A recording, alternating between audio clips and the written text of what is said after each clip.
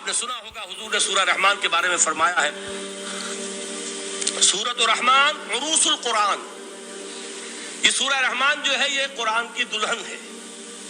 جیسے دلہن کو آپ خوشنما لباس پہناتے ہیں، آراستہ پیراستہ اس کو گہنے اور اس کو زیور پہناتے ہیں، تو جس طریقے سے سجاتے ہیں آپ دلہن کو، اللہ تعالیٰ نے ایک سورت قرآن مجید میں یہ ایسی رکھی ہے سورہ رحمان کی، اسے خوب سجایا ہے۔ اس میں الفاظ کا در و بست، اس کا اپنا ایک ڈیوائن میوزک ہے۔ وہ تو اللہ تعالیٰ قراء جو ہے خاص طور پر مصر کے قراء، اللہ تعالیٰ ان پر رحمت نازل فرمائے، ان کی خطاؤں سے درگزر کرے۔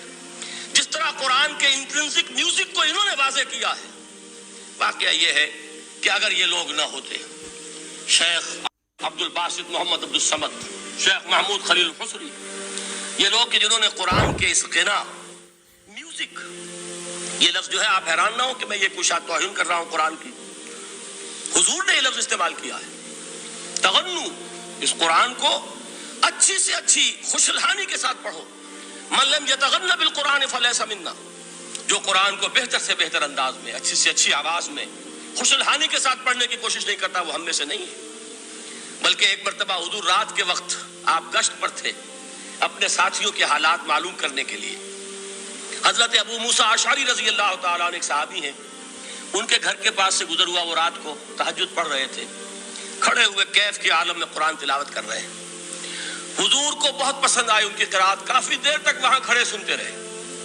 اب انہیں کیا پتا کون سن رہا ہے، بالکل اسی طرح سمجھ لیجئے ایک بات یاد آئی ہے، حضور فرماتے ہیں کہ جس طرح کان لگا کر اللہ قرآن کو سنتا ہے، کسی چیز کو نہیں سنتا۔ ہمیں نظر نہیں آتا نا، ہمیں معلوم نہیں، ہم قرآن پڑھ رہے ہیں تو سننے والا کون ہے؟ سب سے زیادہ کان لگا کر خود اللہ۔ یہاں اس لیے مجھے یاد آیا کہ ابو موسیٰ اشعری کو کیا پتا تھا کہ کون سن رہا ہے، وہ اپنی کیفیت میں نماز میں تہجد میں قرآن کی تلاوت کر رہے تھے، اور ظاہر بات ہے ان کے گھر ایکڑوں میں بنے ہوئے نہیں تھے، ایک ایک کمرہ، ایک ایک کوئی حجرہ، ایسے ہی تو گھر تھے نا صحابہ کے، لہذا حضور پاس سے گزرے، آواز آئی، کافی دیر سنتے رہے۔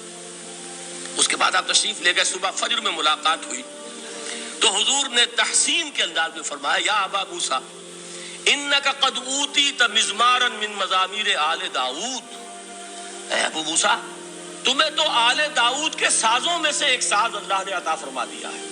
جس طرح حضرت داؤد، لہن داؤدی مشہور ہے کہ جب وہ پچھلے پہر رات کو حمد کے ترانے الاپتے تھے، قرآن میں ہے کہ پرندے شامل ہو جاتے تھے ساتھ، اور پہاڑ وجد میں آتے تھے، پہاڑ بھی ان کے ساتھ شریک ہوتے تھے۔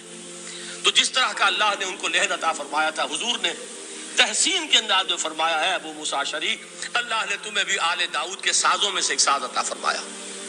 بہرحال قرآن مجید کا جو یہ میوزک ہے، قرآن کے الفاظ کا جو حسن ہے، جہاں تک حسن معنوی ہے وہ تو ہر لفظ میں ہے، لیکن یہ حسن ظاہری، حسن صوتی، حسن لفظی، یہ اپنے کلائمیکس پر آپ کو نظر آئے گا سورہ رحمان میں۔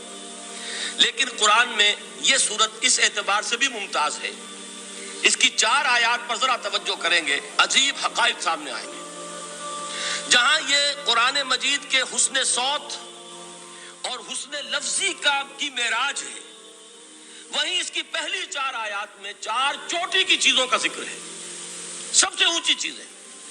پہلی آیت کیا ہے؟ الرحمن، ایک آیت ہو گئی۔ رحمان کیا ہے؟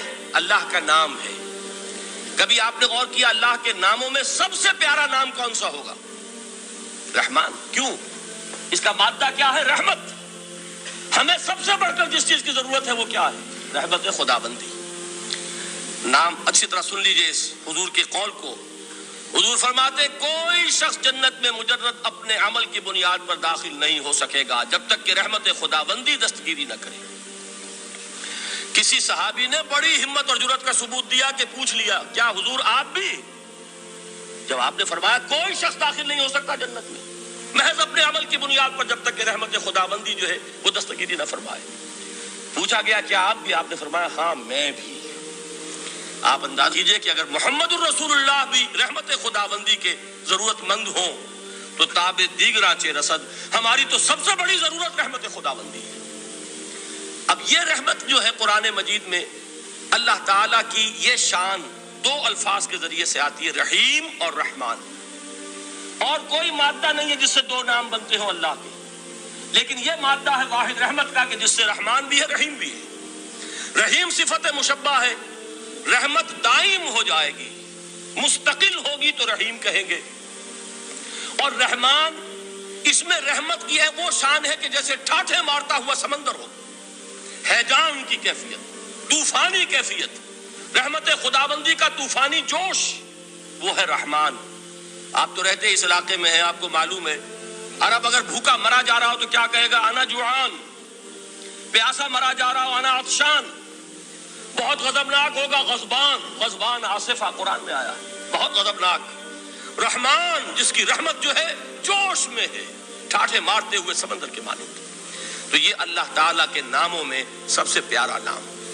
اب آگے چلیے، الرحمن علم القرآن، رحمان نے قرآن سکھایا۔ رحمت خداوندی کا سب سے بڑا مظہر، رحمان کی رحمانیت کا سب سے بڑا مظہر قرآن ہے۔ ان میں جو منطقی ربط ہے اس کو سمجھتے جائیے۔ اچھا آپ یہ سوچئے، جو علم بھی انسان کو حاصل ہوا وہ کس نے دیا؟ اللہ نے۔ سائنس کا علم کس نے دیا؟ اللہ نے۔ علم آدم الاسماء کلہا، وہ علم الاسماء جو حضرت آدم کو دے دیا گیا تھا ازل میں، یہ اسی کا ظہور ہے، یہ اسی کی ایکسفولیشن ہے جو ہو رہی ہے اور ہوتی رہے گی ابھی۔ اور دوسرے علم ہے وہ کس نے دی؟ اللہ نے دی۔ لا یحیطون بشیء من علمہ الا بما شاء، مخلوق میں سے کوئی اللہ کے علم میں سے کسی شے کا احاطہ نہیں کر سکتا مگر وہ جتنا اللہ دینا چاہے۔ لیکن یہ کہ تمام علوم میں چوٹی کا علم قرآن۔ نوٹ کرتے جائیے، اب چوٹی کی چیزیں جمع کیجیے۔ اللہ کے ناموں میں چوٹی کا نام رحمان، اللہ نے جو کچھ انسان کو سکھایا اس میں چوٹی کا علم قرآن۔ خلق الانسان، انسان کو پیدا فرمایا۔ سوال یہ کہ حیوانات کو کس نے پیدا فرمایا؟ آسمان کس نے پیدا کیے؟ زمین کس نے پیدا کی؟ فرشتے کس نے پیدا کیے؟ کیا مطلب خلق الانسان؟ اس کی تمام مخلوقات میں اس کا کلائمیکس، اس کی تخلیق کی معراج، اس کے تخلیق کا نقطہ عروج انسان ہے۔ یہ ہے کہ جو مسجود ملائک بنا ہے،